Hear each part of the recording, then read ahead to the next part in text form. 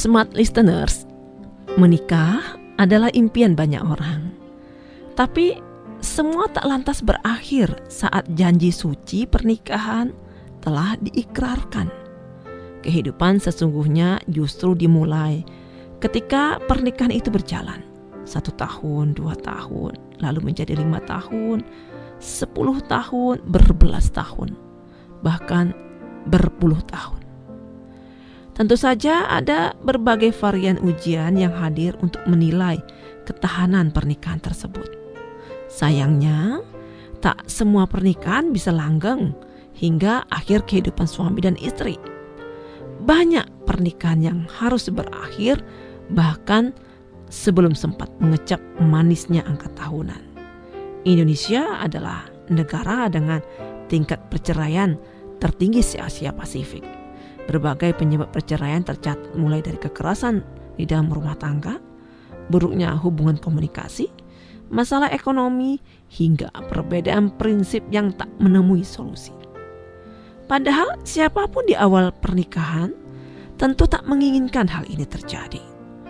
Untuk itu, ada banyak cara dan metode yang bisa ditetapkan untuk menjaga keutuhan rumah tangga tersebut. Salah satunya adalah dengan belajar pada pasangan suami istri yang sukses dalam menjaga keutuhan rumah tangganya dari hantaman ujian pernikahan. Smart listeners, pada saat momen Lebaran, saya dan keluarga berkesempatan mengunjungi salah satu kerabat, sebuah keluarga dengan pernikahan di atas 50 tahun. Beberapa tahun ini sang suami mengalami kepikunan yang semakin parah, hingga dia tidak bisa lagi mengenali istri ataupun anggota keluarga lainnya. Namun, hal ini tak lantas membuat istrinya berkeinginan untuk meninggalkan sang suami. Sang istri bercerita bahwa dalam doanya ia terus meminta agar selalu diberikan kesehatan untuk terus bisa mengurus sang suami dengan sebaik mungkin.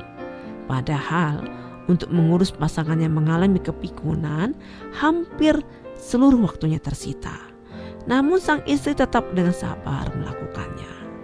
Setiap hari mulai dari bangun tidur, ia akan membantu suaminya untuk mandi, membantu memakaikan diapers dewasa, memberikan suaminya parfum sebagaimana kebiasaan suaminya sebelum pikun, menyiapkan makan suaminya, memastikan suaminya makan dan minum dengan benar, hingga menunggui suaminya ketika suaminya bermain sebagaimana seorang balita. Menurut cerita sang istri, sang suami kadang bertingkah seperti balita yang suka bermain air. Kisah yang sama saya dapatkan pula dari pasangan lain. Pasangan ini telah menikah lebih dari 30 tahun. Hanya saja di sini sang istrilah yang mengalami demensia hingga tak mampu mengingat apapun. Bahkan untuk kebutuhan dasarnya seperti berbicara, makan, minum, dan buang air. Setiap hari dengan telaten sang suami mengurusi istrinya tersebut untuk semua urusan, bahkan terkadang hingga menyuapi makan. Smart listeners, bagi kita dengan pasangan yang normal, tentunya akan merasakan kekaguman dengan kesetiaan para istri pada cerita yang pertama dan suami pada cerita kedua.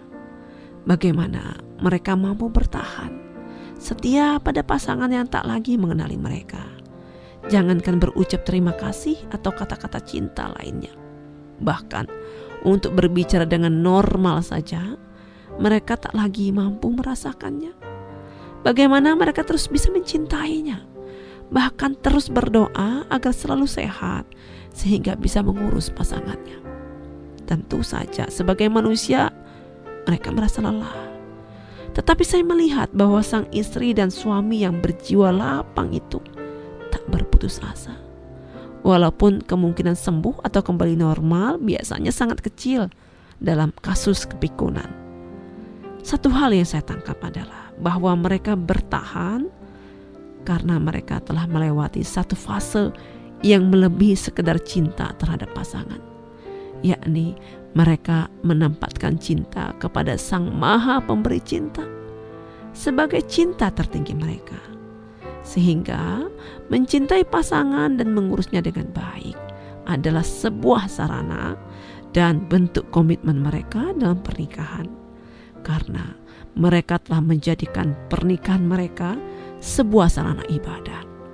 Sehingga tuntutan untuk memiliki pasangan dengan kondisi ini dan itu atau mensyaratkan cinta dari pasangan tak lagi mereka butuhkan. Amazing ya? Smart listeners, inilah makna cinta yang sesungguhnya dalam suatu pernikahan.